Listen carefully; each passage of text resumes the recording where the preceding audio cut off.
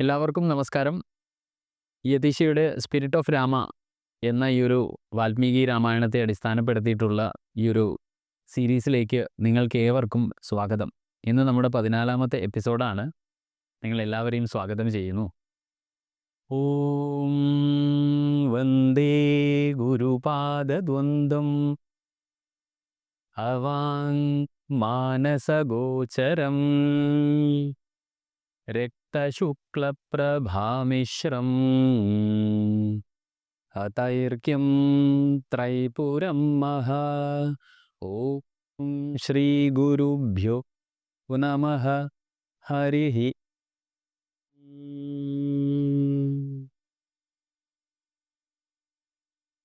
ശ്രീരാമ രാമ രാമ ശ്രീരാമചന്ദ്ര ജയ.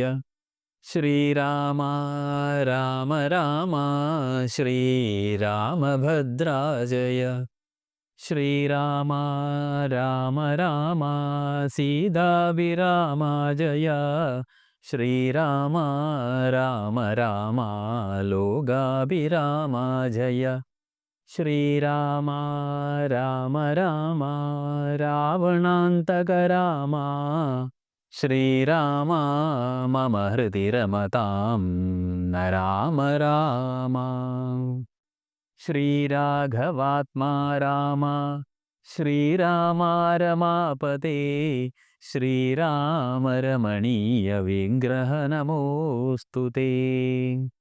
നാരായണായ നമോ നാരായണായ നമോ നാരായണായ നമോ നാരായണായ നമഃ. ശ്രീരാമനാമം പാടി വന്ന പൈങ്കിളിപ്പെണ്ണേ, ശ്രീരാമചരിതം നീ ചൊല്ലിടുമടിയാതെ. ശാരിക പൈതൽ താനും വന്നിച്ചു വന്യന്മാരെ, ശ്രീരാമസ്മൃതിയോടെ പറഞ്ഞു തുടങ്ങിന. കഴിഞ്ഞ കുറച്ച് എപ്പിസോഡുകളിലായിട്ട് നമ്മൾ രാമായണത്തിലെ കഥാപാത്രങ്ങളുടെ യഥാർത്ഥ കഥാതന്തുക്കളെക്കുറിച്ചും അതിൻ്റെ സൂക്ഷ്മവശങ്ങളെക്കുറിച്ചൊക്കെ നമ്മൾ ചർച്ച ചെയ്യുകയുണ്ടായി. അപ്പോൾ കഴിഞ്ഞ എപ്പിസോഡിൽ നമ്മൾ ദശരഥൻ്റെ 3 പത്നിമാരുടെ തത്വങ്ങളും കൂടെ നമ്മൾ വിചിന്തനം ചെയ്തു. ഇന്ന് അതിൽ അയോധ്യാകാന്ഡത്തിൽ വളരെയേറെ പ്രാധാന്യം അർഹിക്കുന്ന ഒരു കഥാപാത്രം മന്ധരയാണ്. രാമായണം എന്ന ഇതിഹാസത്തിലെ ഒരു പ്രധാന കഥാപാത്രമായി വാൽമീകി അവതരിപ്പിച്ച ഈ മന്ധര ഭരതൻ്റെ അമ്മയായ രാജ്ഞി കൈകേയിയുടെ വേലക്കാരി എന്ന കഥാപാത്രത്തിലൂടെയാണ് നമ്മൾ പരിചയിക്കുന്നത്. അവരറിയപ്പെടുന്നതും അങ്ങനെ തന്നെയാണ് രാമായണത്തിൽ. ഇനിയിപ്പോൾ ഈ വാക്കിൻ്റെ നിഘണ്ടുപരമായ അർത്ഥത്തിലേക്ക് ചെന്നാൽ ആ വാക്കിൻ്റെ ആലങ്കാരികവും അതുപോലെ തന്നെ സൂക്ഷ്മമായ വശങ്ങളൊക്കെ നമ്മൾക്ക് അറിയുവാൻ വേണ്ടി സാധിക്കും. മന്ധര എന്ന വാക്ക് സംസ്കൃത മൂലവാക്കായ മന്ഥ് എന്നിൽ നിന്ന് ആണ് ഉരുത്തിരിഞ്ഞു വന്നത്. അതിനർത്ഥം മന്ഥനം, നമ്മൾ കേട്ടില്ലേ, സമുദ്രമന്ഥനം, ഇളക്കുക അല്ലെങ്കിൽ ചുഴറ്റുക അല്ലെങ്കിൽ സ്പിൻ ചെയ്യുക എന്നതാണ് മന്ഥനം. ആ നാമം രൂപപ്പെടുത്തുന്നതിന് വേണ്ടിയിട്ട്, അതായത് ആ കഥാപാത്രത്തിനൊരു നാമം രൂപപ്പെടുത്താൻ വേണ്ടിയിട്ട് രകാരം ചേർത്ത് വെക്കുകയാണ്, ര എന്ന പ്രത്യയം ചേർത്ത് വെക്കുകയാണ് ഉണ്ടായത്. ഇപ്പോൾ സംസ്കൃതത്തിൽ മന്ധര എന്ന് പറഞ്ഞാൽ ചുഴറ്റുന്നവൾ അല്ലെങ്കിൽ ഇളക്കുന്നവൾ എന്നൊക്കെ വേണമെങ്കിൽ നമുക്ക് വ്യാഖ്യാനിക്കാം. ഇതിൻ്റെ ആലങ്കാരിക വശം എന്താണ്? രാമായണത്തിൻ്റെ പശ്ചാത്തലത്തിൽ മന്ധരയുടെ വേഷം ഒരു വ്യക്തിയുടെ ഉള്ളിലെ വികാരങ്ങൾ, ചിന്തകൾ, ആഗ്രഹങ്ങൾ എന്നിവയെ ഒരു അലങ്കാരമായി, ഉപമയായി, പ്രതീകമായി നമ്മൾക്ക് കാണാൻ സാധിക്കും, അല്ലേ? കാരണം എന്താ? രാജ്ഞിയായ കൈകേയിയെ എങ്ങനെയാണ് അവളുടെ വികാരങ്ങളെ കൈകാര്യം ചെയ്യുകയും അവളുടെ വികാരങ്ങളെ ഇളക്കി വിട്ടുകൊണ്ട് അവളുടെ തീരുമാനങ്ങളെ സ്വാധീനിക്കുകയും ചെയ്യുന്ന ഒരു കൂനുള്ള ഒരു വേലക്കാരിയായിട്ടാണ് അവളെ ചിത്രീകരിച്ചിരിക്കുന്നതെങ്കിലും ഒരാളുടെ വികാരങ്ങളും ആഗ്രഹങ്ങളും ഇളക്കി വിടപ്പെടുന്ന സമയത്ത് ഉണ്ടാകുന്ന ആന്തരികമായ സംഘർഷങ്ങളുടെയും കലാപങ്ങളുടെയും ഒരു പ്രതിനിധാനമായി മന്ധരയുടെ പ്രവൃത്തികളെ നമുക്ക് രാമായണത്തിൽ കാണുവാൻ സാധിക്കുന്നുണ്ട്. കൈകേയിയുടെ വികാരങ്ങളെ മന്ധര കടത്തിവിടുന്നതിനെ അല്ലെങ്കിൽ അതിനെ കൈകാര്യം ചെയ്യുന്നതിന്, അതിനെ ട്രാൻസ്ഫോം ചെയ്യിക്കുന്നതിന് യഥാർത്ഥത്തിൽ നമ്മുടെ പുരാണങ്ങൾ നോക്കിയാൽ യഥാർത്ഥത്തിൽ ഇതിന് സമാനമായ ഒരു കാര്യമാണ് അവിടെ സമുദ്രമന്ഥനത്തിനോട് നമുക്ക് താരതമ്യം ചെയ്യാൻ സാധിക്കുന്നത്. അവിടെ ദേവന്മാരും അസുരന്മാരും അമർത്യതയുടെ, അതായത് ആ അമൃത് ഈ കടലിലൂടെ ഉൽപ്പാദിപ്പിക്കുന്നു. അതുപോലെ മന്ദരയുടെ വാക്കുകളും പ്രവൃത്തികളും കൈകേയിയുടെ വികാരങ്ങളെ ഇളക്കിവിട്ട് അത് രാമായണത്തിൻ്റെ ഗതിയെ രൂപപ്പെടുത്തുന്ന നിരവധി സംഭവങ്ങളിലേക്ക് നയിക്കുകയാണ് ചെയ്യുന്നത്. അപ്പോൾ അതിൻ്റെ അർത്ഥം യഥാർത്ഥത്തിൽ ആ സമയത്ത് ശ്രീരാമന് രാജഭരണം കിട്ടിയാൽ ഉണ്ടാകുന്ന ഭവിഷ്യത്ത്, അത് അദ്ദേഹത്തിൻ്റെ അവതാര ഉദ്ദേശത്തിന് വരാൻ സാധ്യതയുള്ള ആ കാലതാമസം, വിളംബം, അത് ഇല്ലാതാക്കാൻ വേണ്ടിയിട്ട് എന്ന് പോസിറ്റീവായിട്ട് നമുക്ക് ചിന്തിക്കാം. അങ്ങനെ ഈ മന്ദരയുടെ സൂക്ഷ്മ വീക്ഷണത്തിൽ അല്ലെങ്കിൽ അതിൻ്റെ സൂക്ഷ്മ തലത്തിലേക്ക്, തത്വത്തിലേക്ക് പോയാൽ മന്ദരയെ അഹംഭാവത്തിൻ്റെയോ അല്ലെങ്കിൽ താഴ്ന്ന തരം സ്വത്വത്തിൻ്റെയോ പ്രതീകമായി നമുക്ക് കാണാൻ സാധിക്കും. പലപ്പോഴും നമ്മുടെ ചിന്തകളെയും വികാരങ്ങളെയും അത് കൈകാര്യം ചെയ്യുകയും സ്വാധീനിക്കുകയും ചെയ്യുന്ന നമുക്ക് ഇന്ദ്രിയ അവബോധമായ ഒരു മനസ്സ്, ഒരു താഴ്ന്ന സ്വത്വമുണ്ട് നമുക്ക്. ആ ഇന്ദ്രിയങ്ങളാൽ സ്വാധീനിക്കപ്പെടാൻ സാധ്യതയുള്ള ഒരു മനസ്സ്, അതാണ് ഇന്ദ്രിയാവബോധജന്യമായ മനസ്സ്. അപ്പോൾ ആ ഇന്ദ്രിയങ്ങളിലൂടെ നമ്മളിലേക്ക് എത്തുന്ന കാര്യങ്ങൾ വെച്ച് നമ്മുടെ മനസ്സിനെ സ്വാധീനിക്കാൻ സാധിക്കുന്ന ഒരു മാനസികമായ തലമാണ് താഴ്ന്ന സ്വത്വം. ഇപ്പം രാമായണത്തിലെ അവളുടെ പങ്ക് യഥാർത്ഥത്തിൽ ഉയർന്ന സ്വത്വത്തിനും അല്ലെങ്കിൽ ശ്രീരാമൻ പ്രതിനിധാനം ചെയ്യുന്ന ഉയർന്ന തത്വമാണ്. ആ ഉയർന്ന സ്വത്വത്തിനും താഴ്ന്ന സ്വത്വത്തിനും, അതായത് മന്ദരയെ പോലെയുള്ള കഥാപാത്രങ്ങൾ പ്രതിനിധാനം ചെയ്യുന്ന താഴ്ന്ന തത്വത്തിനും ഇടയിലുള്ള ഒരു ആന്തരിക പോരാട്ടത്തിൻ്റെ എന്താ പറയുക, ഒരു പ്രതീകമായി വേണമെങ്കിൽ നമുക്കതിനെ വ്യാഖ്യാനിക്കാം രാമായണത്തിലെ അവളുടെ ആ പങ്ക്. മന്ദരയുടെ പ്രവൃത്തികളെ നമ്മുടെ മുൻകാല പ്രവർത്തനങ്ങളിൽ നിന്നുണ്ടാകുന്ന കർമ്മപ്രവണതകളുടെ പ്രതിഫലനമായും നമ്മൾക്ക് കാണാൻ സാധിക്കും. സൂക്ഷ്മാർത്ഥത്തിൽ ചിന്തിക്കുമ്പോൾ നമ്മളുടെ പൂർവ്വ ജന്മാർജിതമായ കർമ്മസഞ്ചയങ്ങളുണ്ട് നമുക്ക്. അതിൻ്റെ അടിസ്ഥാനത്തിൽ നമുക്ക് പ്രവണതകൾ അല്ലെങ്കിൽ വാസനകൾ രൂപപ്പെടും. ആ രൂപപ്പെടുന്ന വാസനകളെയും വേണമെങ്കിൽ മന്ദരയുടെ പ്രവൃത്തികളെ ചേർത്ത് വെച്ച് നമുക്ക് റിലേറ്റ് ചെയ്യാൻ സാധിക്കും. അതിൻ്റെ ഒരു പ്രതിഫലനം അല്ലെങ്കിൽ അതിനെ നമുക്ക് റിഫ്ലക്റ്റ് ചെയ്ത് കാണിക്കാൻ സാധിക്കും. അപ്പോൾ കൈകേയിയെ അവൾ എങ്ങനെയാണ് ഹാൻഡിൽ ചെയ്യുന്നത്? കൈകേയി ഭൂതകാലത്തിൽ ശേഖരിച്ച കർമ്മത്തിൻ്റെ പ്രകടനമായിട്ട് നമുക്ക് അതിനെ കാണാൻ സാധിക്കും. കാരണം ഭൂതകാലത്തിൽ ലഭിച്ച വരത്തെക്കുറിച്ചിട്ടൊക്കെയാണ് അവിടെ ചർച്ച. അത് ഒടുവിൽ അവളുടെ പതനത്തിലേക്കാണ് നയിക്കുന്നത്, അല്ലേ? ആ ഒരു ക്യാരക്ടറിൻ്റെ പതനത്തിലേക്കാണ് അത് നയിക്കുന്നത്. അപ്പോൾ മന്ദരയെക്കുറിച്ച് നമുക്ക് കൂടുതൽ പറയാൻ വേണ്ടിയിട്ട് സാധിക്കുന്ന സമയത്ത് നമുക്ക് മനസ്സിലാക്കാൻ സാധിക്കുന്നത് രാമായണത്തിൻ്റെ പശ്ചാത്തലത്തിൽ മന്ദര എന്ന വാക്കിന് വളരെ വലിയ പ്രാധാന്യമുണ്ട്. അത് ഈ പറയുന്ന പോലെ തന്നെയാണ് ഇന്ദ്രിയ അവബോധജന്യമായ മനസ്സ്. കൂടുതലും നമ്മൾ സാധാരണ സ്വത്വം അല്ലെങ്കിൽ നിങ്ങളും ഞാനും ഈ പ്രപഞ്ചത്തിൽ ഈ ഒരു ആധുനിക കാലഘട്ടത്തിൽ ജീവിക്കുമ്പോൾ നമ്മുടെ മനസ്സ് ഏറ്റവും കൂടുതൽ ഒന്നുകിൽ പാസ്റ്റ് അല്ലെങ്കിൽ ഫ്യൂച്ചറിലാണ് ഉണ്ടാവുക. അപ്പോൾ കൂടുതലും നമ്മൾ ഭൂതകാലത്തിലേക്കാണ് നമ്മുടെ യാത്രകൾ ഉണ്ടാവുക. അവിടെ നിന്നാണ് നമ്മൾ പഴയ കാര്യങ്ങൾ എടുത്തുകൊണ്ട് മനസ്സിന് ചഞ്ചലമുണ്ടാക്കുന്ന കാര്യങ്ങളൊക്കെ ചിന്തിച്ച് അത് ഈ പറയുന്ന നമ്മുടെ സ്വത്വത്തിനെ സ്വാധീനിച്ച് അങ്ങനെ ഒരുപാട് കാര്യങ്ങൾ നമ്മൾ ഈ ഭൂതകാലത്തിൽ വർത്തിക്കുന്നത് കൊണ്ട് സംഭവിക്കും. അതുപോലെ തന്നെ ഭൂതകാലം എന്ന് പറയുമ്പോൾ കഴിഞ്ഞ ജന്മവും കൂടിയായിട്ട് നമ്മൾ അതിനെ ചേർത്ത് വെച്ച് വായിക്കുമ്പോൾ നമ്മുടെ പൂർവ്വജന്മ ആർജിതമായ കർമ്മസഞ്ചയങ്ങളൊക്കെ നമ്മുടെ വാസനകളായി അല്ലെങ്കിൽ പ്രേരണകളായി നമ്മുടെ ഉള്ളിൽ കളിയാടും. ആ കളിയാടുന്ന സമയത്ത് യഥാർത്ഥ സ്വത്വം, ഉയർന്ന സ്വത്വത്തെ നമ്മൾ മറച്ചു വെച്ചുകൊണ്ട് താഴ്ന്ന സ്വത്വമായി നമ്മൾ പെരുമാറും. അത് മറ്റുള്ളവരുടെ മനസ്സിലെ വികാരങ്ങളെ ഇളക്കി വിട്ട് അവരുടെ പതനത്തിന് കാരണമാകുന്ന പ്രവൃത്തികളിലേക്ക് നമ്മളെ നയിക്കും. ഇതൊക്കെയാണ് നമ്മൾ മന്ദര എന്ന കഥാപാത്രത്തിൽ നിന്ന് നമ്മൾ മനസ്സിലാക്കേണ്ട താത്വികമായ വശം. ഒരു വ്യക്തിയുടെ ഉള്ളിലെ ചിന്തകളെയും വികാരങ്ങളെയും ആഗ്രഹങ്ങളുടെയും ഒക്കെ ചലനം ആണ് ഈ മന്ദര. അപ്പോൾ ഇതിഹാസത്തിലെ അവളുടെ പങ്ക് അല്ലെങ്കിൽ മന്ദരയുടെ പങ്ക് ഒരാളുടെ വികാരങ്ങളും ആഗ്രഹങ്ങളും ഉണർത്തുന്ന സമയത്ത് ഉണ്ടാകുന്ന നമ്മുടെ internal conflict, internal friction, internal എന്താ പറയുക, ആ ഒരു പ്രക്ഷുബ്ധതയുടെയും സംഘർഷത്തിൻ്റെയും ഒക്കെ ഒരു പ്രതീകമായിട്ടാണ് നമ്മളതിനെ കാണേണ്ടത്. കൂടാതെ മന്ദരയുടെ പ്രവർത്തനങ്ങൾ നമ്മുടെ ചിന്തകളെയും വികാരങ്ങളെയും സ്വാധീനിക്കാനും അല്ലെങ്കിൽ അതിനെ കൈകാര്യം ചെയ്യാനും ചെയ്യുന്ന അഹങ്കാരത്തിൻ്റെ, അഹം എന്ന നമ്മുടെ ആ ഒരു ബോധത്തിൻ്റെ, ആ അഹം തത്വത്തിൻ്റെ താഴ്ന്ന തലം, അതാണ് ഇന്ദ്രിയ അവബോധജന്യമായ മനസ്സ് എന്ന് പറയുന്നത്. അതിൻ്റെ ഒരു പ്രതിനിധാനമായിട്ട് നമുക്ക് മന്ദരയെ കാണാൻ സാധിക്കണം. അപ്പം ഇങ്ങനെ അയോധ്യാകാന്ഡത്തിൽ നമ്മൾ പരിചയിച്ച കഥാപാത്രങ്ങളിലൂടെ നമ്മൾ അതിൻ്റെ താത്വിക വശമാണ് ഇവിടെ പരിശോധിച്ചത്. ഇനി നമ്മൾ കഥയിൽ ആരണ്യകാന്ഡത്തിലേക്ക് കടക്കുകയാണ്. അവിടെ നമ്മൾക്ക് കഥാ പശ്ചാത്തലത്തിലൂടെ സഞ്ചരിക്കാം. അപ്പോൾ അവിടെ ദണ്ഡകവനത്തിൽ പ്രവേശിച്ച ശിവൻ എന്ന് പറഞ്ഞാൽ ഇവിടെ കഥ പറയുന്നതാണ് എന്ന് മനസ്സിലാക്കണം. അപ്പോൾ അതുകൊണ്ട് തന്നെ ആ ഒരു ഭാഗത്തേക്ക് ശിവൻ പ്രവേശിച്ച് അല്ലെങ്കിൽ ശിവൻ പറയുന്ന കഥാവസ്ഥ പ്രവേശിച്ച് പാർവതിയോട് പറയുകയാണെന്നാണ് അർത്ഥം. ഇപ്പോൾ ശ്രീരാമൻ്റെ വനജീവിതത്തെ അതിശയകരമായ ആ കഥ അദ്ദേഹം തുടരുകയാണ്, സാക്ഷാൽ പരമശിവൻ. ശ്രീരാമൻ അത്രി മഹർഷിയുടെ ആശ്രമത്തിൽ കുറച്ച് ദിവസം താമസിക്കുകയും തുടർന്ന് ദണ്ഡകവനത്തിലേക്ക് പോകാൻ ആഗ്രഹിക്കുന്നുവെന്ന് മുനിയോട് പറയുകയും ചെയ്തു. അങ്ങനെ അദ്ദേഹം പറയുകയാണ്, അല്ലയോ മഹർഷി, ദണ്ഡകവനത്തിലുള്ള വഴി കാണിച്ചു തരാൻ നിങ്ങളുടെ ശിഷ്യന്മാരിൽ ചിലരെ ഞങ്ങളോടൊപ്പം അയക്കുക. ഇത് കേട്ട് ചിരിച്ചുകൊണ്ട് മഹർഷി പറയുകയാണ്, എന്താണ്? പുഞ്ചിരി തൂകി അദ്ദേഹം പറഞ്ഞു, ശ്രീരാമ, വഴി കാണിക്കാൻ താങ്കൾ ഞങ്ങളോട് ആവശ്യപ്പെടുന്നു അല്ലേ?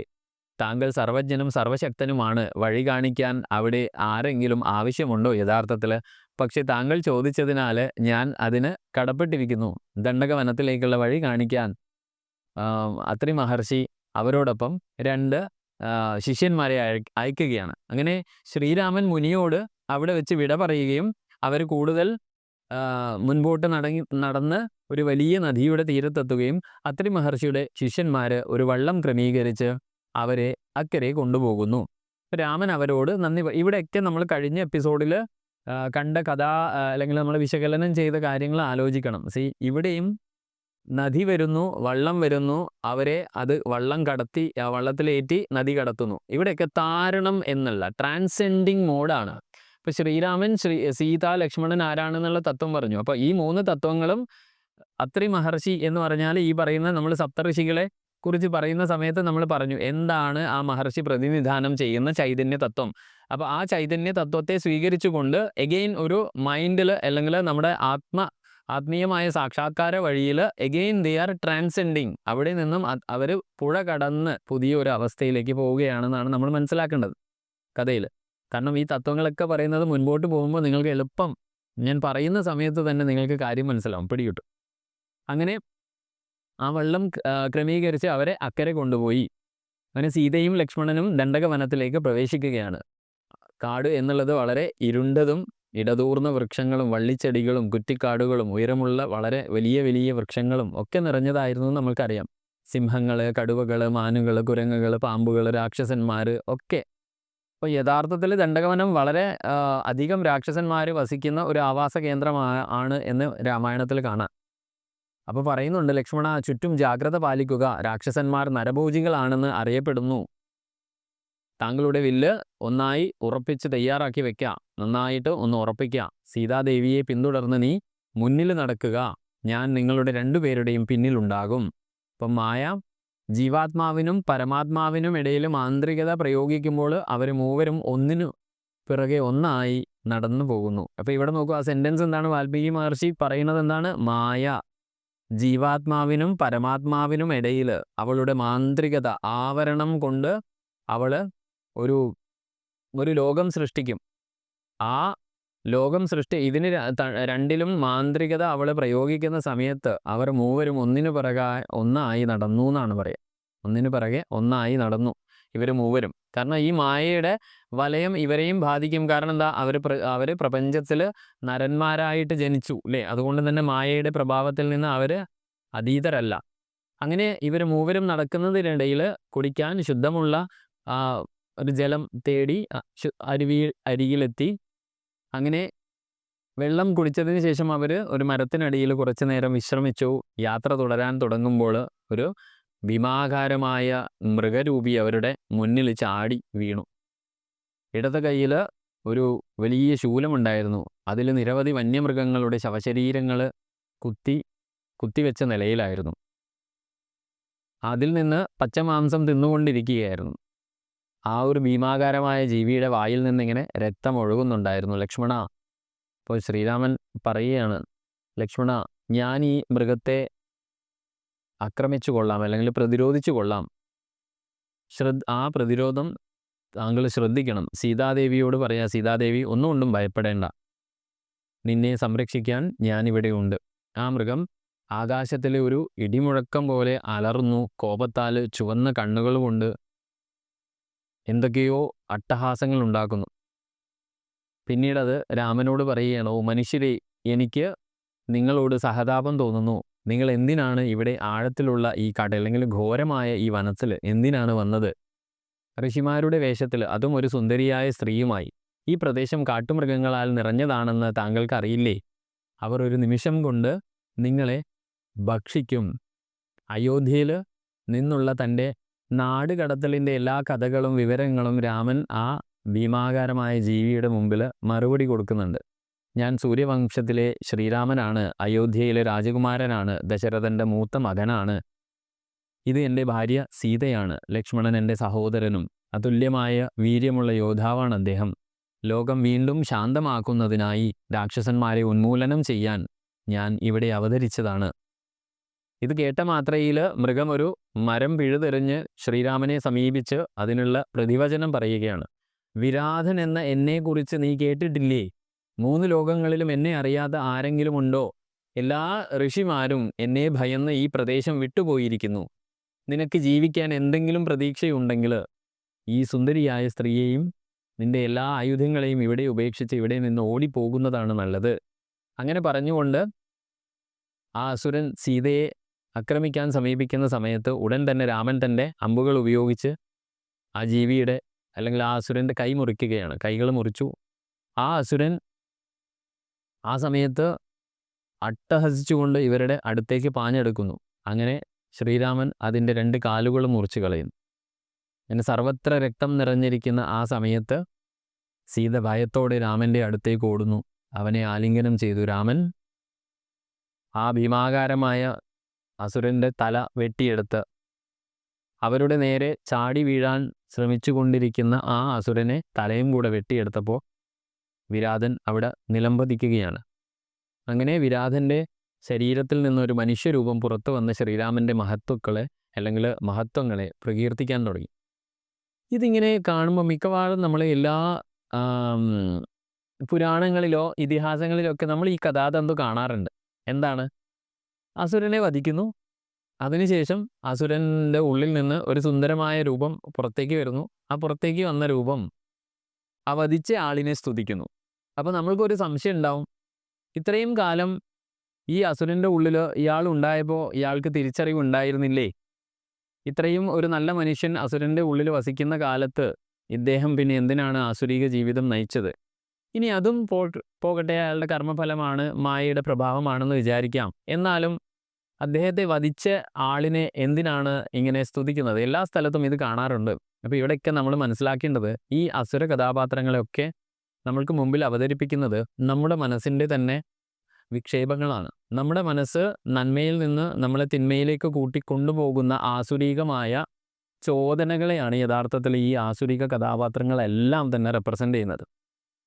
അതുകൊണ്ട് തന്നെ ഈ അസുരന്മാരെ വധിക്കുക എന്ന് പറഞ്ഞാൽ ഉദ്ദേശിക്കുന്നത് എന്താണ്? ആ ആസുരികതയെ തൻ്റെ ഉള്ളിൽ നിന്ന് ഇല്ലാതാക്കുക എന്നുള്ളതാണ്. അസുരനെ വധിക്കുക എന്നാൽ ഒരു ആസുരീകമായ ചോദനയെ ഞാൻ ഇല്ലായ്മ ചെയ്തു. അപ്പോൾ ആ ചോദന പിന്നീട് അതെന്തായി മാറും? ആ ചോദന ഒരു ദേവഗുണമുള്ള പ്രവണതയായി തീരുകയാണ് ചെയ്യുക. അപ്പോൾ അതുകൊണ്ട് തന്നെയാണ് ഈ പറയുന്ന അസുരൻ മരിച്ചു കഴിഞ്ഞാൽ അതിൽ നിന്ന് ദിവ്യമായ രൂപങ്ങൾ വരുന്നതും അത് ഈ വധം ചെയ്ത ആളിനെ പ്രകീർത്തിക്കുന്നതും.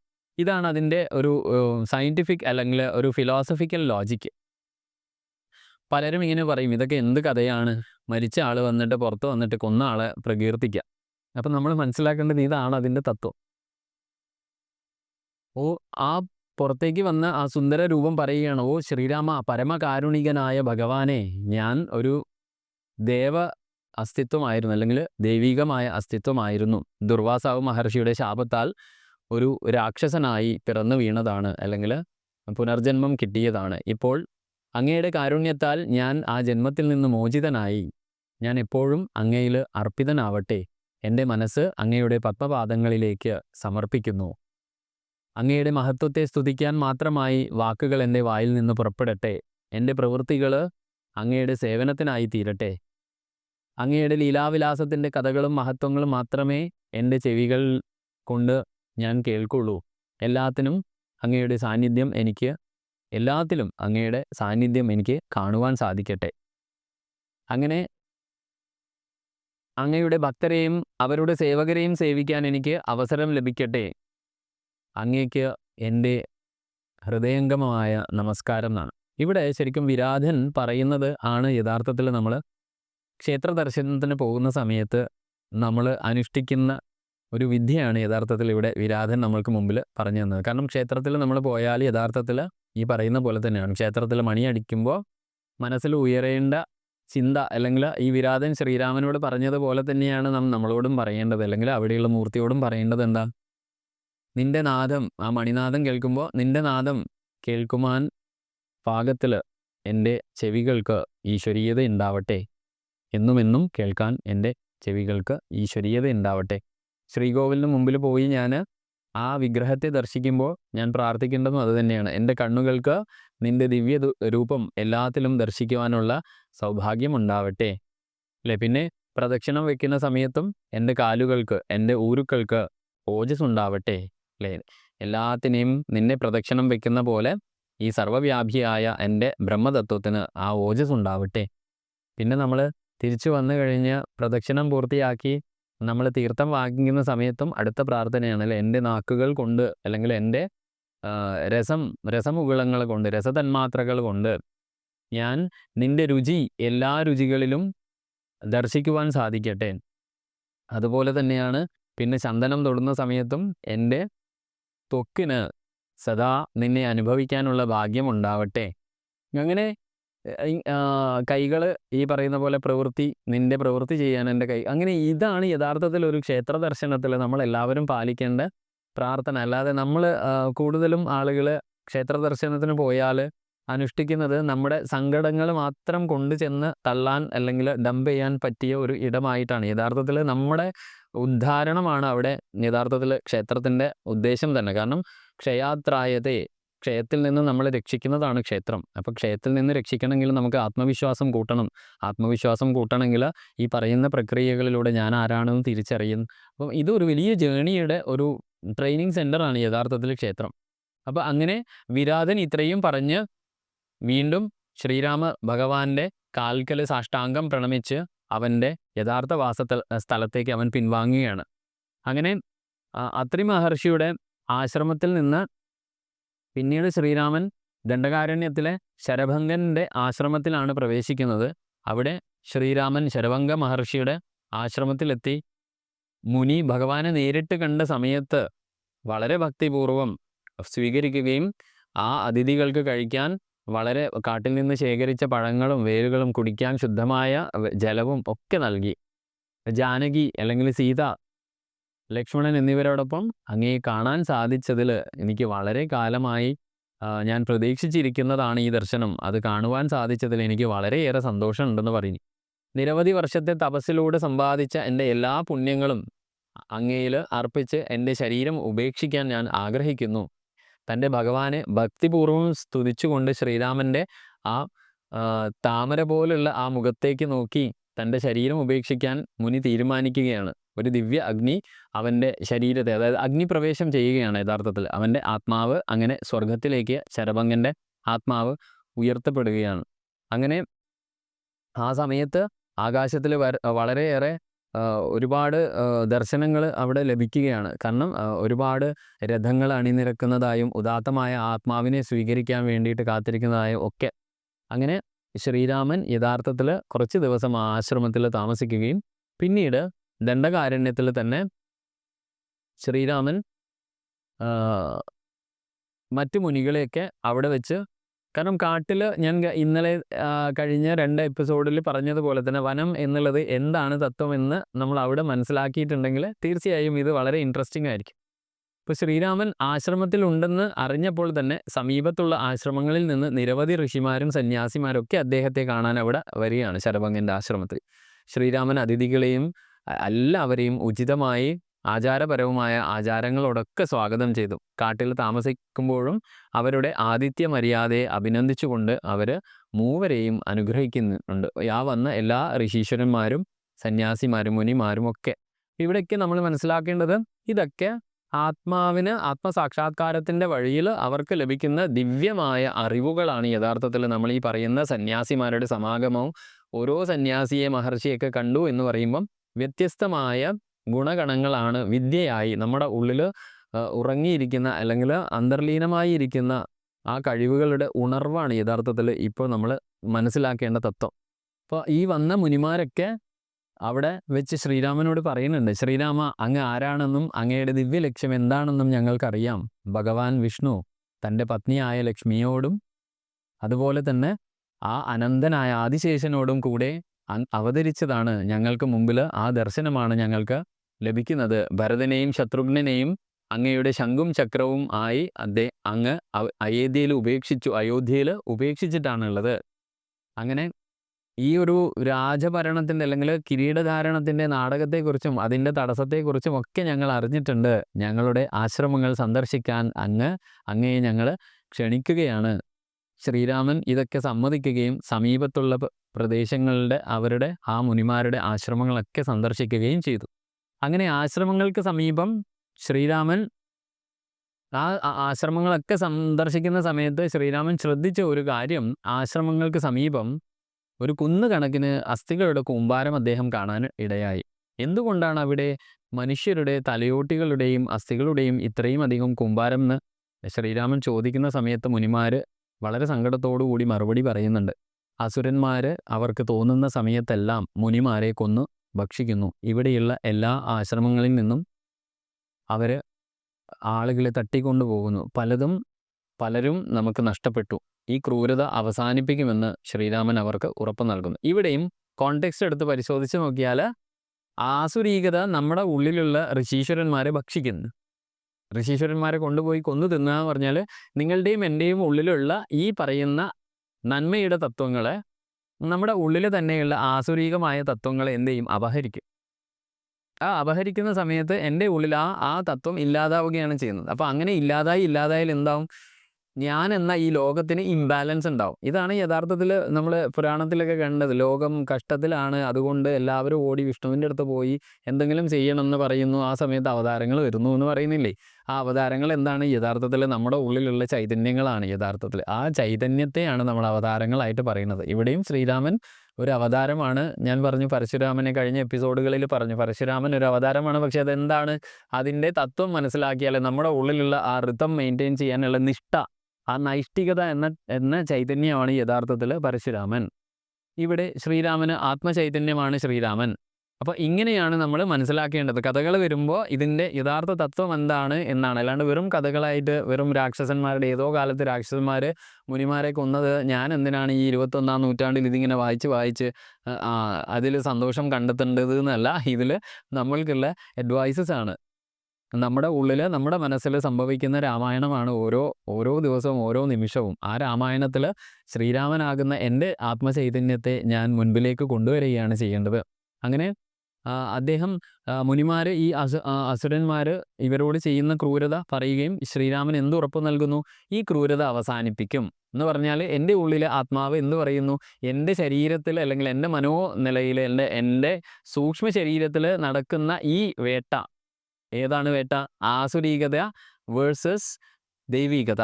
ഈ വേട്ട ഞാൻ അവസാനിപ്പിക്കും, എന്നിട്ട് ആ ദൈവീകതയെ കാത്തു സൂക്ഷിക്കും.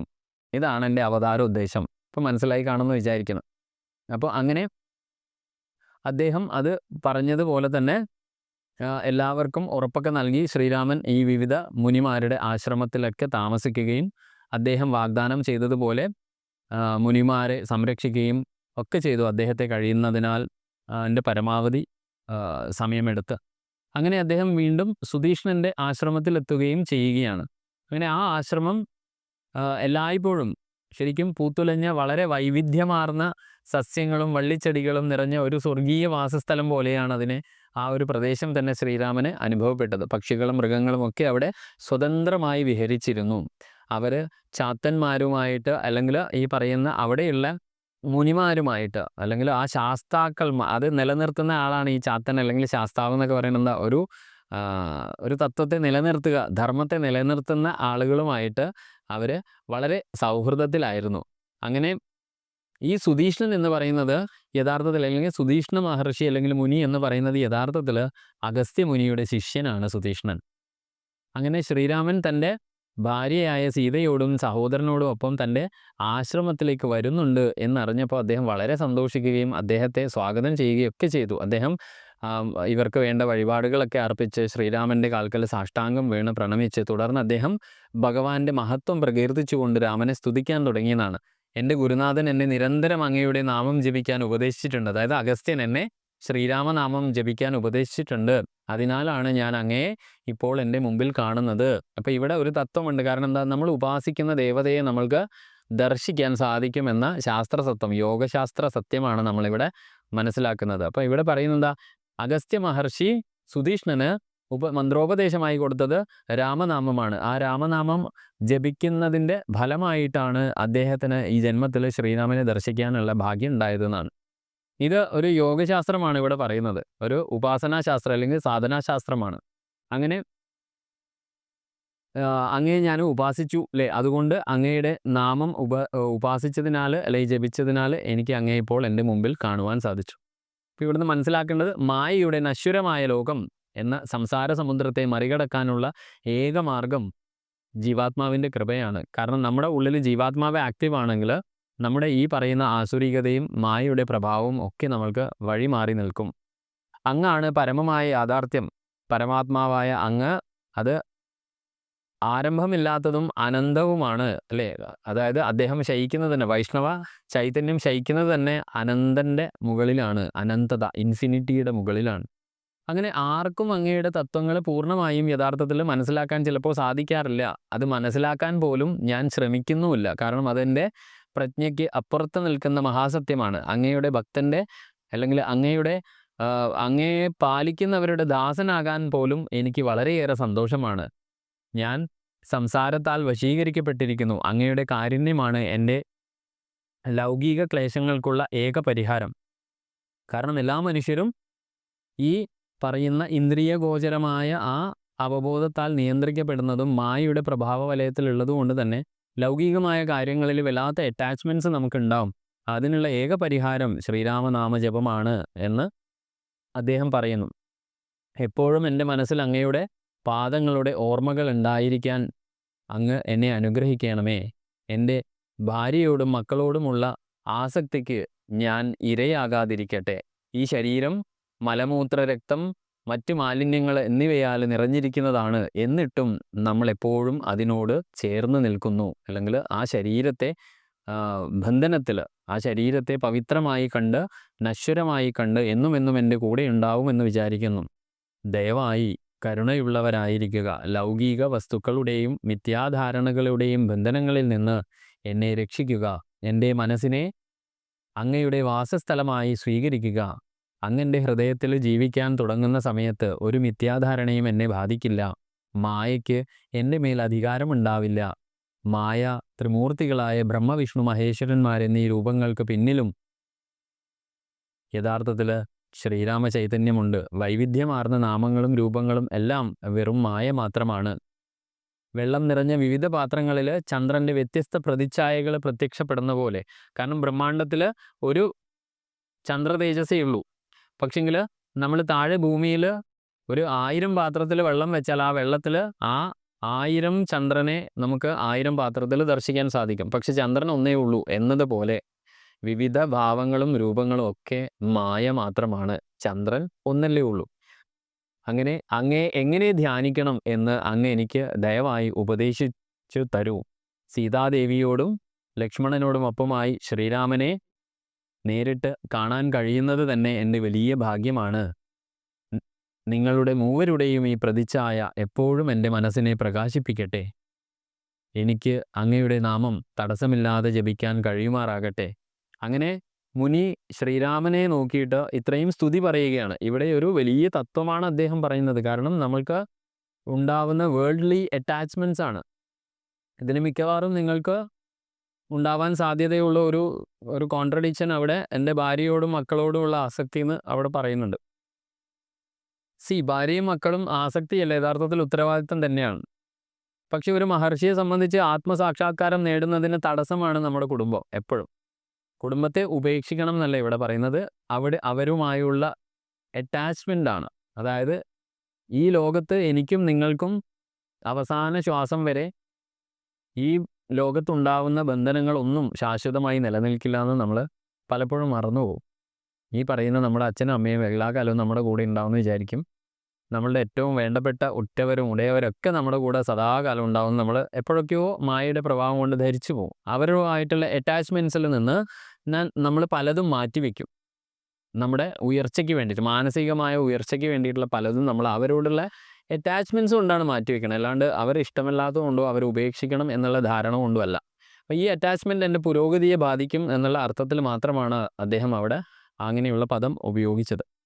അപ്പം അങ്ങനെ അദ്ദേഹം ഈ പറയുന്ന സ്തുതി ശ്രീരാമനും സീതയ്ക്കും ലക്ഷ്മണനും മുമ്പിൽ ചെയ്യുകയാണ്. അങ്ങനെ ഇത്രയും കാര്യങ്ങൾ അദ്ദേഹം ശ്രീരാമനോട് പറഞ്ഞിട്ട് ഇതിനൊക്കെ വേണ്ടി അദ്ദേഹം നല്ലൊരു ഉപാസകനായി തീരാൻ വേണ്ടിയിട്ടുള്ള അനുഗ്രഹമാണ് ചോദിക്കുന്നത്. അങ്ങനെ ഈ ശരീരം അവസാനിക്കുന്നതിന് മുമ്പേ എനിക്ക് അങ്ങയെ പ്രാപിക്കാൻ സാധിക്കട്ടെ എന്നാണ്. അപ്പോൾ ഇതൊക്കെ കേട്ടിട്ട് ശ്രീരാമൻ മറുപടി പറയുന്നുണ്ട്, അല്ലയോ മഹർഷി, ഞാൻ അങ്ങയുടെ ഭക്തിയെക്കുറിച്ച് ഒരുപാട് കേട്ടറിഞ്ഞിരിക്കുന്നു. അങ്ങയെ നേരിട്ട് കാണാൻ വന്നു. എന്നെ ശരണം പ്രാപിക്കുകയും എപ്പോഴും എൻ്റെ നാമം ജപിക്കുകയും ചെയ്യുന്നവർക്ക് എൻ്റെ ദർശനം എളുപ്പത്തിൽ കാണാൻ സാധിക്കും. അങ്ങ് ഈ ശരീരം വിടുന്നതിന് മുമ്പ് ഈ പരമമായ അറിവ് നേടുകയും ഒടുവിൽ എന്നിൽ തന്നെ ലയിക്കുകയും ചെയ്യും. ഇപ്പോൾ ഞാൻ അങ്ങയുടെ ഗുരുവായ അഗസ്ത്യനെ കാണാൻ ആഗ്രഹിക്കുന്നു.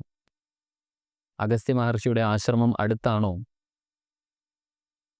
അപ്പോൾ അദ്ദേഹം പറയുകയാണ്, എൻ്റെ ഗുരുവിൻ്റെ ആശ്രമത്തിലേക്ക് അങ്ങയെ കൊണ്ടുപോകുന്നതിൽ എനിക്ക് വളരെയേറെ സന്തോഷമാണ്. കുറച്ച് നാളായി ഞാൻ ഗുരുവിനെ സന്ദർശിച്ചിട്ടില്ല. അവർ ആശ്രമത്തിലേക്ക് അങ്ങനെ എല്ലാവരും കൂടെ യാത്ര ആരംഭിക്കുകയാണ്. വഴിയിൽ നിരവധി ഋഷിമാരെ കണ്ടുമുട്ടുന്നു. അവർ ഒരുമിച്ച് ഭക്ഷണം കഴിക്കുന്നു. വഴിയിൽ അങ്ങനെ ഒരുപാട് ശാന്തമായ കാര്യങ്ങൾ, ആത്മീയമായ കാര്യങ്ങൾ ചർച്ച ചെയ്യുന്നു. ഒടുവിൽ അവർ അഗസ്ത്യ ആശ്രമത്തിലെത്തുകയാണ് ചെയ്യുന്നത്. അപ്പോൾ ഇവിടെയൊക്കെ നമ്മൾ പറയുന്ന പോലെ തന്നെ സുധീഷ്ണൻ്റെ ആശ്രമം എന്താണ് സുധീഷ്ണൻ അവിടെ പറഞ്ഞത്? ശ്രീരാമനോട് മനുഷ്യതത്വമാണ് പറയുന്നത്. ഈ തത്വമൊക്കെ നമ്മളോടാണ് യഥാർത്ഥത്തിൽ പറയുന്നത് വാൽമീകി. ഇത് മനസ്സിലാക്കണം. അപ്പോൾ ഇവിടെ നമ്മൾ വിചാരിക്കും ശ്രീരാമൻ സ്വയം ദൈവമായിട്ട് ആൾ ദൈവം എന്നൊക്കെ നമ്മൾ വിളിക്കുന്ന കൺസെപ്റ്റിലാണ് അദ്ദേഹം പറയുന്നത് അല്ലേ, എന്നെ ശരണം പ്രാപിക്കൂ, എന്നിൽ ലയിക്കൂ എന്നൊക്കെ പറയുമ്പോൾ അവിടെ നമ്മൾ പേഴ്സോണിഫിക്കേഷൻ, വ്യക്തിത്വമല്ല നമ്മൾ എടുക്കേണ്ടത്, അല്ലെങ്കിൽ വ്യക്തിരൂപമല്ല, വ്യക്തിരൂപ ചിത്രീകരണങ്ങളിലല്ല നമ്മൾ അതിനെ മനസ്സിലാക്കേണ്ടത്. ഇപ്പോൾ നമ്മൾ ഭഗവത്ഗീതയിൽ പറയുന്നു, ഞാൻ സൃഷ്ടിച്ചു, ചാതുർവർണ്ണ്യം മയാ സൃഷ്ട, ഞാൻ എന്നവിടെ പറയുന്നുണ്ട്. ആരെ? ശ്രീരാമൻ. ആരാണ് ഈ ഞാൻ? ശ്രീകൃഷ്ണൻ. ആരാണ് ഈ ഞാൻ? യഥാർത്ഥത്തിൽ എൻ്റെ ഉയർന്ന ബോധമാണ് യഥാർത്ഥത്തിൽ ഈ സംസാരിക്കുന്ന ശ്രീരാമനും ശ്രീകൃഷ്ണനും. ഈ പറയുന്ന ശുദ്ധബോധം, നമ്മൾ കുറച്ച് നേരത്തെ പറഞ്ഞു, ഉയർന്ന സ്വത്വം, ദ ഹയസ്റ്റ് സെൽഫ്, സുപ്രീം സെൽഫാണ് ശ്രീരാമൻ അല്ലെങ്കിൽ ശ്രീകൃഷ്ണൻ എന്നൊക്കെ നമ്മൾ മനസ്സിലാക്കേണ്ടത്. അപ്പം ഞാൻ എന്ന ആ ബോധം ആണ് പറയുന്നത്, അല്ലാണ്ട് ആൾദൈവമായി അവർ സ്വയം ഞാൻ എന്ന് പറയുന്നതല്ല എന്ന് നമ്മൾ മനസ്സിലാക്കണം. കാരണം പലർക്കും ഈ പറയുന്ന സെൻറ്റൻസിനോടൊക്കെ വിരക്തിയുണ്ട്. പലരും പറയും, അതെന്താണ് അങ്ങനെ പറഞ്ഞത്, അങ്ങനെ പറയാൻ പാടുണ്ടോ എന്നൊക്കെ പറയും. അപ്പോൾ യഥാർത്ഥത്തിൽ എന്താണ് ഞാൻ എന്ന് പറയുന്നത്? ആ ഉയർന്ന ബോധം സംസാരിക്കുന്ന സമയത്താണ് ഞാൻ. നമ്മൾ പോലും അങ്ങനെയാണ്. ഞാൻ എന്ന് പറയുന്നത് എന്താണ് ഞാൻ എന്ന് വെച്ചാൽ നമ്മൾ കുടുങ്ങും അല്ലേ? കാരണം നമുക്ക് കൃത്യമായി ഡിഫൈൻ ചെയ്യാൻ പറ്റാത്ത ഒരു വാക്കാണത്. അപ്പോൾ ഇവിടെ അദ്ദേഹം അഗസ്ത്യ മഹർഷിയുടെ ആശ്രമത്തിൽ എത്തുകയാണ്. അഗസ്ത്യൻ്റെ ആശ്രമം യഥാർത്ഥത്തിൽ ബ്രഹ്മാവിൻ്റെ വാസസ്ഥലം പോലെ വളരെ ആകർഷകമായിരുന്നു. സുധീഷ്ണൻ മഹർഷിയുടെ മുമ്പിൽ സാഷ്ടാംഗം പ്രണമിക്കുന്നു. ശ്രീരാമൻ്റെ വരവ് അദ്ദേഹത്തെ അറിയിച്ചപ്പോൾ അദ്ദേഹം വളരെ അധികം സന്തോഷിക്കുന്നു. അദ്ദേഹം പടിവാതിക്കലേക്ക് ഓടി വന്ന് ഭഗവാനെ സ്വാഗതം ചെയ്യുന്നു. ഞാൻ ഈ നിമിഷത്തിനായി എത്രയോ കാലമായി കാത്തിരിക്കുകയാണോ? അതിൽ യാതൊരു സംശയവും വേണ്ട. ഇത് എൻ്റെ ജീവിതകാലത്തെ തപസ്സിൻ്റെ ഫലമാണ്. ശ്രീരാമൻ ആ മുതിർന്ന ഗുരുവായ മുനിയുടെ മുമ്പിൽ സാഷ്ടാംഗം പ്രണമിക്കുകയാണ്. സീതയുടെയും ലക്ഷ്മണൻ്റെയും അതേ പാത പിന്തുടർന്ന് അഗസ്ത്യമുനി അവരെ അടുത്ത് ചേർത്ത് ആലിംഗനം ചെയ്യുന്നു. മഹർഷി വിശിഷ്ടാതിഥികൾക്ക് എല്ലാവിധ സൗകര്യങ്ങളും ഭക്ഷണങ്ങളും ഒക്കെ നൽകുന്നു. അതിനുശേഷം അദ്ദേഹം ഭഗവാന്റെ ഗുണങ്ങളെ പ്രകീർത്തിക്കാൻ തുടങ്ങുകയാണ്. രാവണനെയും മറ്റ് രാക്ഷസന്മാരെയും കൊല്ലുക എന്ന താങ്കളുടെ ജീവിത ദൗത്യം എനിക്ക് അറിയാമായിരുന്നതിനാൽ ഞാൻ അങ്ങയുടെ വരവിനായി കാത്തിരിക്കുകയാണ്. ഇവിടെ താമസിക്കുന്ന എൻ്റെ ശിഷ്യന്മാരും മറ്റ് ഋഷിമാരും അങ്ങയെ കാണാനും സംസാരിക്കാനും ആകാംക്ഷയോടെ കാത്തിരിക്കുന്നു. പ്രപഞ്ചത്തിൽ വളർന്നു വരുന്ന അധർമ്മം കുറയ്ക്കുക എന്നതാണ് അങ്ങയുടെ ദൗത്യം. അത് നിറവേറ്റുക എന്നതാണ് അങ്ങ് മഹത്തായ ഈ ലീലാവിലാസങ്ങൾക്കൊക്കെ പിന്നിൽ ഉള്ളത് എന്ന് ഞങ്ങൾക്ക് മനസ്സിലാക്കുന്നു. ലോകം സൃഷ്ടിക്കപ്പെടുന്നതിന് മുമ്പ് യാതൊരു ചാഞ്ചാട്ടങ്ങളും മാറ്റങ്ങളും ഇല്ലാതെ അങ്ങ് ഒറ്റയ്ക്കായിരുന്നു. യാതൊരു ഗുണങ്ങളുമില്ലാതെ ശുദ്ധ ആനന്ദത്തിൻ്റെ മൂർത്തീഭാവമായിരുന്നു അങ്ങ്. ഇതുവരെ പ്രകടമാകാതിരുന്ന അങ്ങയുടെ മായാശക്തി പെട്ടെന്ന് ഇളകി വരികയാണ്. പലവിധത്തിൽ സ്വയം പ്രകടിപ്പിക്കാൻ അത് തുടങ്ങുന്നു. ഇത് മഹത്തായ തത്വത്തിൻ്റെ സൃഷ്ടിയിലേക്ക് നയിക്കുന്നു. അതിൽ നിന്നാണ് അഹം അല്ലെങ്കിൽ ഞാൻ എന്ന വികാരമുണ്ടായത്. മഹത്തായ തത്വമായ അഹം, സംസാരം അല്ലെങ്കിൽ പ്രപഞ്ചം എന്നിവ സത്വ രജസ് തമോ ഗുണങ്ങൾ. സത്വം എന്ന് പറഞ്ഞാൽ ശ്രേഷ്ഠവും വളരെ ഭക്തിപൂർവമായതും ഉള്ളത്, രജസ് ചലനാത്മകവും വളരെ ശക്തിമത്തായതും, തമസ് അജ്ഞതയും സ്ഥൂലമായത്. അങ്ങനെ ഈ 3 ഗുണങ്ങളായി മാറുന്നു. അപ്പോൾ അഹം എന്ന തത്വം സത്വരജസ് തമോ ഗുണമായി മാറുന്നു. 5 മൂലകങ്ങൾക്കും അവയുടെ സംയോജനങ്ങൾക്കും നാം കാണുന്നത് പോലെ ദ്രവ്യം, അതായത് മാറ്റർ രൂപപ്പെടുന്നതിന് തമസ് കാരണമാകുന്നു. ഗ്രാഹ്യമുള്ള അവയവങ്ങൾ രജസിൽ നിന്നാണ് ഉത്ഭവിക്കുന്നത്. അതായത് നമ്മുടെ സെൻസറി ഓർഗൻസ് കംപ്ലീറ്റ് രജോ ഗുണത്തിൽ നിന്നാണ് ഉത്ഭവിക്കുന്നത്. മനസ്തത്വത്തിൽ നിന്നാണ് സത്വം ജനിക്കുന്നത്. അങ്ങനെ ഈ 3 ഗുണങ്ങളാണ് പുരുഷനായ വിരാടിൻ്റെ ജനനത്തിന് കാരണം. അത് യഥാർത്ഥത്തിൽ സ്ഥൂല പ്രപഞ്ചമാണ്. എല്ലാ ജീവജാലങ്ങളുടെയും ജീവനില്ലാത്ത വസ്തുക്കളുടെയും ജീവികളുടെയും ആദിമ രക്ഷിതാവാണ് വിരാട് പുരുഷൻ. ബ്രഹ്മാവ്, വിഷ്ണു, രുദ്രൻ എന്നിവർ അങ്ങയുടെ മായാശക്തിയിൽ നിന്നാണ് ജനിക്കുന്നത്. ബ്രഹ്മാവിനെ സൃഷ്ടിക്കാനുള്ള ശക്തിയും അങ്ങയിൽ നിന്ന് ലഭിക്കുന്നു. സൃഷ്ടിക്കപ്പെട്ട പ്രപഞ്ചത്തെ നിലനിർത്താനുള്ള ശക്തി വിഷ്ണുവിന് അങ്ങിൽ നിന്ന് ലഭിക്കുന്നു. അതുപോലെ അതിൻ്റെ സംഹാരത്തിനായി, ലയനത്തിനായി രുദ്രന് ലഭിക്കുന്ന ശക്തി, അത് ഭൂതം, ഭാവി, വർത്തമാനം എന്ന 3 കാലങ്ങളിലൂടെ അവബോധത്തിൻ്റെ 3 ലോകങ്ങളായ ജാഗ്രത, സ്വപ്നം, സുഷുപ്തി എന്നീ അവസ്ഥകളിലേക്ക് ലോകത്തെ നയിക്കുകയും ചെയ്യുന്നു. അങ്ങനെ വിദ്യ, അവിദ്യ, അതായത് ജ്ഞാനം, അജ്ഞത എന്നിവയ്ക്കായി അത് വീണ്ടും പരിണാമം ചെയ്യുകയും ചെയ്യുന്നു. വിദ്യയെ പിന്തുടരുന്ന ആളുകൾ വേദങ്ങൾ പിന്തുടരുകയും എല്ലാത്തിലും ഏകത്വം കാണുകയും ചെയ്യുന്നു. അവർക്ക് ദ്വന്ദ്വബോധമില്ല. അതിനാൽ അവരുടെ ഹൃദയത്തിൽ ഭയം ഇല്ല താനും. ഭയപ്പെടാൻ ഒന്നുമില്ലാതെ തങ്ങളുടെ ആത്മാവ് സാർവത്രിക സ്വത്വത്തിൽ നിന്ന് വേറിട്ടതല്ലെന്ന് അറിഞ്ഞുകൊണ്ട് അവർ സ്വയം ആനന്ദിക്കുന്നു. അവിദ്യയുടെ പാതയിലായിരിക്കുന്നവർ ആചാരങ്ങളിൽ മുഴുകി ലൗകിക കാര്യങ്ങളിൽ കുടുങ്ങിപ്പോകുന്നു. അവർ സംസാരത്തിൻ്റെ മയക്കത്തിലാണ്. വേദപഠനത്തിൽ മുഴുകിയിരിക്കുന്നവർ ജീവിക്കുമ്പോൾ തന്നെ മുക്തരാകുന്നു. ആത്മപരിശോധനയിൽ ഏർപ്പെട്ടിരിക്കുന്നവർക്ക് ജ്ഞാനം സ്വയം ഉദിക്കുന്നു. ജീവിതത്തിൽ നിന്ന് ഒന്നും പഠിക്കാൻ താല്പര്യമില്ലാത്തവർ സംസാരചക്രത്തിൽ നിന്ന് മോചനം നേടുന്നതിന് മുമ്പ് ആയിരക്കണക്കിന് ജീവിതങ്ങളിലൂടെ കടന്നു പോകും. അവർ നിന്നിൽ സമർപ്പിതരല്ലെങ്കിൽ അവർക്ക് ഒരു പ്രതീക്ഷയും ഉണ്ടാകില്ല. അപ്പം ഇവിടെ പറയുന്നത് യഥാർത്ഥത്തിൽ നമ്മുടെ ആത്മതത്വത്തെക്കുറിച്ച്, ഈശ്വര ദർശനത്തെക്കുറിച്ചിട്ടൊക്കെയാണ് ഇവിടെ യഥാർത്ഥത്തിൽ അഗസ്ത്യമുനിയുടെ സംവാദ രൂപത്തിലാണ് ഇത് അവതരിപ്പിക്കുന്നതെങ്കിലും ഇത് നമ്മൾക്കുള്ള കൃത്യമായ സന്ദേശമാണ്. ഇവിടെ അഗസ്ത്യമുനി പറഞ്ഞിരിക്കുന്നതും സാംഖ്യശാസ്ത്രപ്രകാരമുള്ള സൃഷ്ടിതത്വമാണ്. കാരണം ഈ പറയുന്ന ഏകത്വമായിരിക്കുന്ന സംവിത്തവസ്ഥയിലിരിക്കുന്ന നാരായണ ഭഗവാൻ അല്ലെങ്കിൽ നരയെ ധരിച്ചിരിക്കുന്ന നാരായണനിൽ നിന്ന്, ആ അനന്തശയനത്തിൽ നിന്ന്, നമ്മൾ ദേവി മഹാത്മ്യത്തിലൊക്കെ വിഷ്ണുപുരാണത്തിലൊക്കെ കാണാം അല്ലേ, അവിടെ സത്വബുദ്ധിയായ ബ്രഹ്മാവ് ആദ്യം അവതരിക്കുക. അദ്ദേഹത്തിൻ്റെ നാഭീകമലത്തിൽ നിന്ന്, പത്മനാഭൻ എന്നുള്ള പേര് വരുന്നതും അതുകൊണ്ട് തന്നെയാണ്. ആ നാഭീകമലത്തിൽ നിന്ന് സത്വബുദ്ധിയും കർണപുടലങ്ങൾക്ക് അല്ലെങ്കിൽ കർണമലത്തിൽ നിന്ന് രജോബുദ്ധിയും തമോബുദ്ധിയും വരുന്നതും അത് മധുകൈടപന്മാർ എന്നാണ് ദേവി മഹാത്മ്യത്തിൽ അവതരിപ്പിച്ചിട്ടുള്ളത്. അപ്പം ഈ 3 ആളുകൾ എന്താണ്, സത്വരജസ് തമോ ഗുണങ്ങളാണ്. ഇവരുടെ പ്രൊപ്പോഷനാണ് യഥാർത്ഥത്തിൽ.